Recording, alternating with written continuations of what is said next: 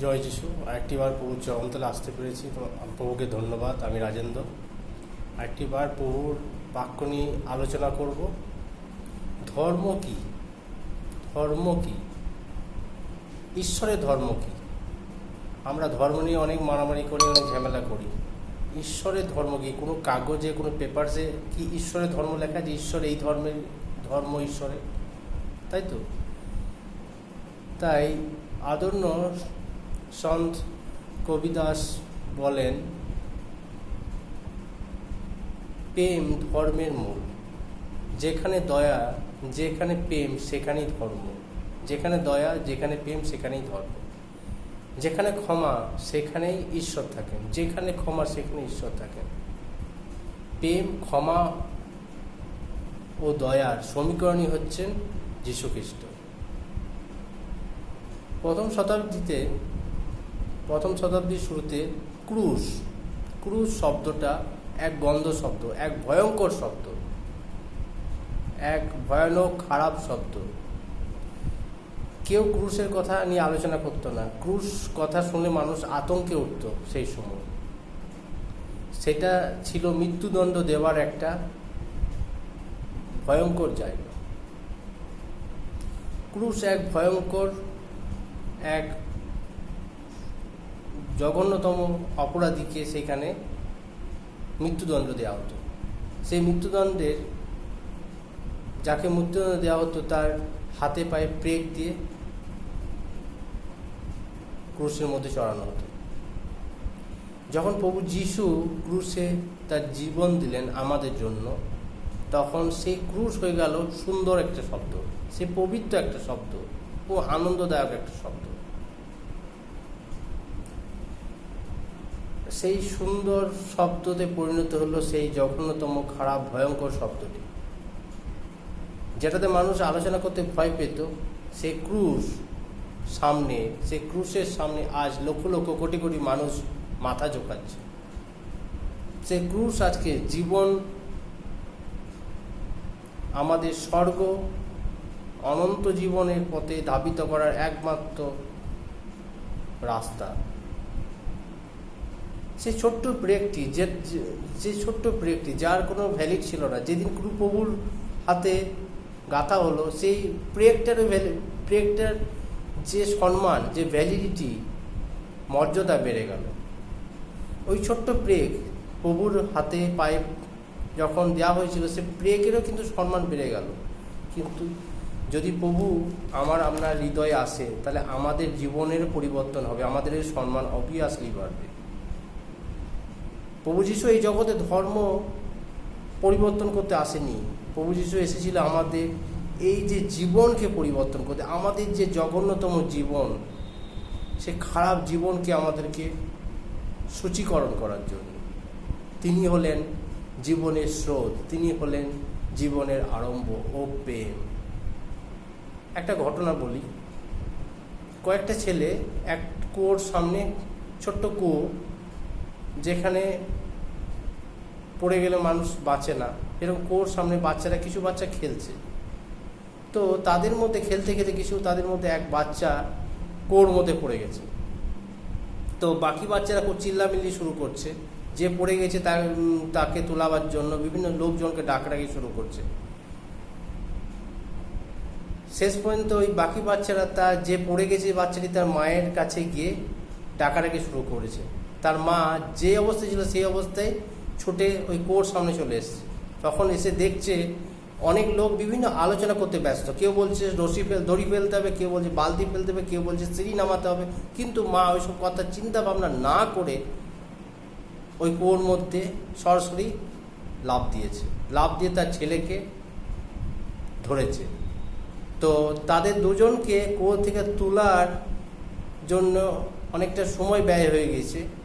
তাই সেই মুহূর্তে তার মা জগৎ থেকে চলে গেছে, কিন্তু সন্তানটি বেঁচে ছিল এবং তাকে উদ্ধার করা হয়েছে। আমাদের জগতে অনেক সাধু, সন্ন্যাসী, মহাপুরুষ, ঋষি, সম্রাট এসেছেন, কিন্তু জীবন দিয়েছেন, মনে রাখবেন, শুধুমাত্র প্রভু যীশু। জীবন দিয়েছে শুধুমাত্র প্রভু যীশু। জ্ঞান দেওয়ার লোক অনেক অভাব নেই, অনেক আছে, এখনো দিচ্ছেন, আগেও দিয়েছেন, কিন্তু জীবন দেওয়ার মতন একমাত্র শক্তি সামর্থ্য প্রভু যিশুরই আছে, কারণ তিনি সৃষ্টিকর্তা পরমেশ্বর। কেবল এক সৃষ্টিকর্তাই এক সৃষ্টির জন্য প্রাণ দিতে পারেন, মনে রাখবে, এক সৃষ্টিকর্তা এক সৃষ্টির জন্য প্রাণ দিতে পারেন। কেবল এক পিতা তার বাচ্চার জন্য প্রাণ দিতে পারেন, কোনো প্রতিবেশী নয়। যিশু কে? যিশু কোনো কি সাধু? যিশু কোনো কি মহাপুরুষ? কোনো কি গুরু?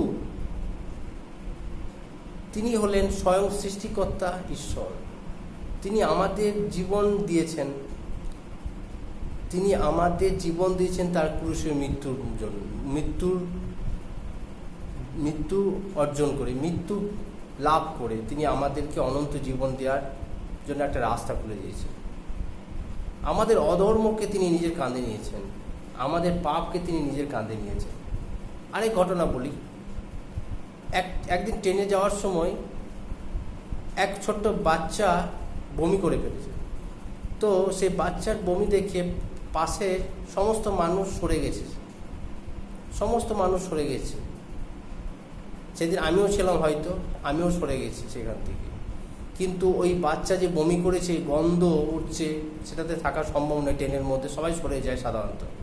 কিন্তু ওই গন্ধ উঠছে ওই বমির মধ্যে, তার মা শিক্ষিত এবং যথেষ্ট চাকরিজীবী, তার মা তার ওই সন্তানের গন্ধ বমি পরিষ্কার করছে, জল দিচ্ছে। এখানে একটা জ্ঞান অর্জন, ঈশ্বর আমাকে একটা জিনিস শেখালো, দেখ ওই গন্ধ অবস্থায় কোনো মানুষ ওই বাচ্চার কাছে যাচ্ছে না, কিন্তু তার মা তাকে পরিষ্কার করছে, সেই পরিষ্কার করতে পারে যে তাকে জন্ম দেয়, সেই তার কদর বুঝতে পারে। এক সৃষ্টিকর্তা এক সৃষ্টির বোঝকে উঠাতে পারে, যিশু মসিহ কে? যিশু খ্রিস্ট কে? কেউ বলে সাধু, কেউ বলে নবী, কেউ বলে খ্রিস্টানদের ঈশ্বর, কেউ বলে ইংরেজদের ঈশ্বর। আমি বলতে শুনেছি অনেকজনকে, অনেকে ইংরেজদের ঈশ্বর বলে। আচ্ছা, ইংরেজদের যদি ঈশ্বর হবে, ঈশ্বর চাঁদ ও সূর্যকে তৈরি করেছে, ইংরেজদের জন্য আলাদা, ইন্ডিয়ানদের জন্য আলাদা তৈরি করেনি কেন? তাহলে একটাই চাঁদ একটাই সূর্য তৈরি করেছে পৃথিবীর জন্য। তাই ঈশ্বর এক অ্যান্ড অদ্বিতীয়। আমরা যদি দেখি ভারতীয় দর্শন শাস্ত্র মহাপুরাণ পরিষ্কারভাবে প্রভু যিশুর জন্ম বিষয়ে, প্রভু যিশু ক্রুশে মৃত্যু এবং পুনরুত্থান বিষয়ে পরিষ্কারভাবে বলা। আমরা যদি কিছু পদ দেখে নিই, ভারতীয় দর্শন শাস্ত্র শহীদ বর্ষ কর্তম্য ঈশাপুত্তম কৈরি গর্ভ সম্ভব ঈশামসি ইতা জমম প্রতিষ্ঠানম। শহীদ বর্ষ কর্তম্য, নিষ্কলঙ্ক পরমেশ্বর, নিষ্কলঙ্ক ঈশ্বর এই জগতে আসবেন। তিনি সম্পূর্ণ নিষ্কলঙ্ক পরমেশ্বর, দেহ ধারণ করবেন। ঈশাপুত্তম, এই পরমেশ্বরের সামর্থ্য থাকবে, এই পরমেশ্বর কি থাকবে? সামর্থ্য থাকবে। The fullness of god. কোনো সাধু, কোনো মহাপুরুষ, কোনো ঋষি, কোনো সম্রাট তিনি নন, তিনি দ্য কমপ্লিট গড। তারপরে কৈরি গর্ভ সম্ভবম, যার জন্ম কুমারী গর্ভে হবে, যার নাম ঈশামসি রাখা হবে। ইতাসমম প্রতিষ্ঠানম, জগতে সর্বনাম থেকে তার নাম বড় হবে, সর্বনামের থেকে তার নাম বড় হবে, যার নাম আমরা পবিত্র শাস্ত্র বাইবেলে পাই, সেই প্রভু যীশু খ্রিস্টের নাম। আমাদের পবিত্র শাস্ত্র বাইবেল যদি দেখি, প্রেরিতের কার্যের বিবরণী 4 অধ্যায় 12 পদ, প্রেরিতের কার্য বিবরণী 4 অধ্যায় 12 পদে বলা আছে, আকাশের নিচে মনুষ্যদের মধ্যে এমন কোনো নাম দত্ত নাই যে নাম আমাদিওকে পরিত্রাণ দিতে পারে। আকাশের নিচে মনুষ্যদের মধ্যে শুধুমাত্র একটাই নাম দত্ত, সেই নাম হচ্ছে যীশু খ্রিস্টের নাম। সেই নাম হচ্ছে যীশু খ্রিস্টের নাম। কেন কেন এই নাম? কেন? যীশু যজ্ঞ করেছিলেন, বলি উৎসর্গ করেছিলেন আমাদের জন্য, আমরা যাতে আর বলি দিতে না হয়। তিনি বলি দিয়েছিলেন অলরেডি, কিন্তু আজও বলি দেওয়া হয়। যারা যিশুকে জানে না এখনো পর্যন্ত, তারা এখনো বলি দেয়, কিন্তু যিশু অলরেডি বলি দিয়ে দিয়েছিলেন, সমস্ত পাপ বহন করে নিয়েছিলেন, তাই বলি দেওয়া দরকার পড়ে না। কিন্তু আজও পর্যন্ত শাক বলি দেওয়া হয় বিভিন্ন অনুষ্ঠানে, বিভিন্ন উৎসবে। সমস্ত পাপের ভারকে ওই ছাগলের উপরে অর্পণ করা হয়। This is wrong concept. আমাদের জন্য লর্ড জিসাস অলরেডি বলিকৃত হয়ে গেছেন। আমি তখন যে মন্ত্র বলে, সেই মন্ত্রের মধ্যে বলা হয় আমার পাপ আমি ওই ছাগলের মধ্যে অর্পণ করছি, ওই মহিষের মধ্যে অর্পণ করছি, ওই মেষের মধ্যে অর্পণ করছি। This is wrong concept. আমরা যদি ভারতীয় দর্শন শাস্ত্র দেখি, আবার কিছু পদ যদি দেখি, প্রজাপতি ইগাগ্য সম্পদ রক্তম পরমাত্মা পুণ্যোদ্দান বলিয়াগমন সর্বপাপ পরিহার রাক্ত প্রসাদন মহাবিষম্য পুরোহিতম ইগায়জ্ঞস্য। আচ্ছা, যজ্ঞ আমাদের অধর্মকে তিনি ঢেকে দিয়েছেন, যজ্ঞের মাধ্যমে তিনি অধর্মকে ঢেকে দিয়েছেন, আমাদের পাপ তিনি ঢেকে দিয়েছেন। আমাদের জানতে হবে যিশু কেন এলেন পৃথিবীতে। বাইবেল বলে ঈশ্বর মানুষকে তার নিজের প্রতিমূর্তিতে তৈরি করেছিলেন। ইদন বাটিকাতে ঈশ্বরের সাথে প্রতিদিন আদম ও হাওয়ার সাক্ষাৎ হতো, কিন্তু একদিন, দিস ইজ ওয়ান ডে, যখন ঈশ্বর আদম ও হাওয়ার সাথে দেখা করতে গেলেন, সাক্ষাৎ করতে গেলেন, তখন তারা গাছের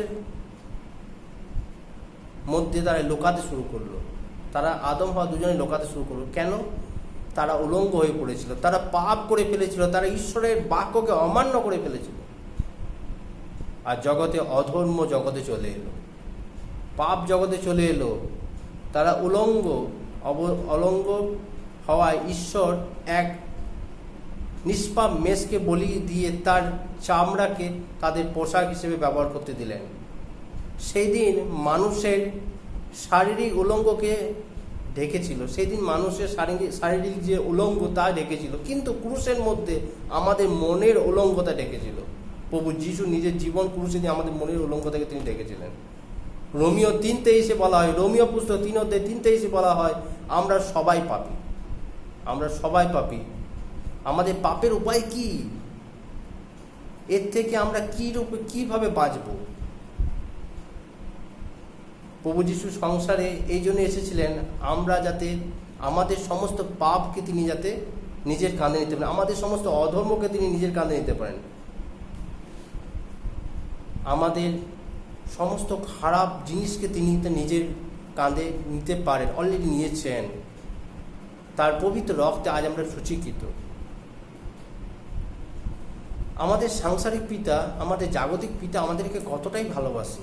তাহলে জাগতিক পিতা যদি এতটাই ভালোবাসে, তিনি আমাদের স্বয়ং স্বর্গস্থ পিতা প্রভু যিশু, তাহলে কতটাই তিনি আমাদেরকে ভালোবাসে। তিনি আমাদের মায়ের গর্ভে তিনি আমাদেরকে বুনেছেন। তাই ঈশ্বরকে পেতে গেলে, ঈশ্বরের কাছে যেতে গেলে, আরও যদি আমরা দেখি, না যজ্ঞ না সংখ্যান না কর্ম বিদায়া বোম্বে কর্মস্ব বিদায়া কর্মে সিদ্ধায়া নয়নে তম। যোগা করে মালা জপে তীর্থ ভ্রমণ করে, যোগা করে মালা জপে তীর্থ ভ্রমণ করে ঈশ্বরকে খুশি করা যাবে না, ঈশ্বরের পরিত্রাণ পাওয়া যাবে না, ঈশ্বরের আমাদের পাপ থেকে মুক্তি পাওয়া যাবে না মালা জপে। অনেকে মালা জপে ভাবে আমরা তীর্থ করেই ভাবে আমাদের পরিত্রাণ চলে আসবে। This is wrong concept. পরমেশ্বরের অনুগ্রহ যদি না থাকে আমাদের প্রতি, ঈশ্বরের যে যদি অনুগ্রহ না থাকে, তাহলে আমরা পাপ থেকে কোনো মতেই বেরোতে পারবো না। ঈশ্বরের অনুগ্রহ থাকা দরকার। সেই অনুগ্রহ, ঈশ্বরের সেই শক্তি আমাদেরকে পারে পাপ থেকে রক্ষা করতে।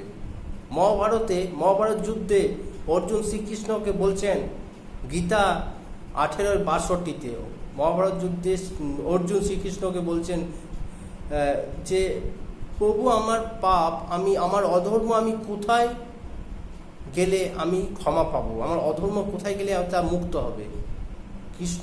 শ্রীকৃষ্ণ বলছেন গীতায় 18-62 পদে,